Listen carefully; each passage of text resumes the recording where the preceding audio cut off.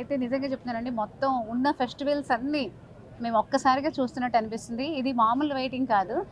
ఎప్పటినుంచో మేము చాలా వెయిట్ చేస్తున్నాము. ఎప్పుడెప్పుడు వారసుడు వస్తాడా మన మెగా ఫ్యామిలీకి, చిరుతనయ్యుడు ఎప్పుడు వస్తాడా అని వెయిట్ చేసాము. అలాగే ఇది మామూలు ఫెస్టివల్ కాదు.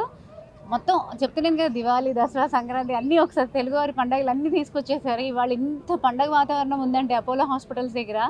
అండ్ ఫస్ట్ సోషల్ మీడియాలో ఎప్పుడు మెగాస్టార్ చిరంజీవి గారు ఎప్పుడు సోషల్ మీడియాలో ట్వీట్ చేస్తారని వెయిట్ చేసి నైట్ ఫస్ట్ స్టేటస్ పెట్టింది నేను, సోషల్ మీడియాలో పోస్ట్ చేసింది నేను, స్టోరీలో స్టేటస్లు అన్నీ పెట్టాను. అంత హ్యాపీగా ఉందండి నిజంగా. ఇది చెప్పలేని ఆనందం అండి.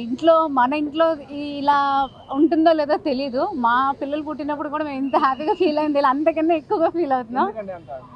అంటే మెగాస్టార్ ఫ్యామిలీ వారసుడు అంటే ఎంత, కళ్యాణ్ గారి పిల్లలున్నా ఎంతున్నా మెగాస్టార్ చిరంజీవి తనయుడు చిరుతకి పుట్టిన కొడుకు కోసం వెయిట్ చేస్తున్నాము.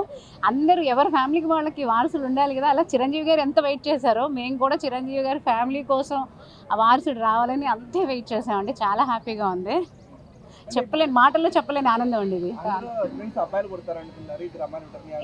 లక్ష్మీదేవి పుట్టిన తర్వాత ఇంకా అబ్బాయి పుట్టకుండా ఉంటారండి. ఇద్దరు పుట్టారండి. ఆల్రెడీ ఫస్ట్ ఒక అమ్మాయి పుట్టిన మాకు ఎలా అయినా అనుకున్నామండి. నేను ఇద్దరు అబ్బాయిలు అనుకోలేదు. నేను పాప బాబు ఇద్దరు పుట్టాలనుకున్నాను. నిజంగా అలాగే కోరుకుని అలాగే పుట్టారు.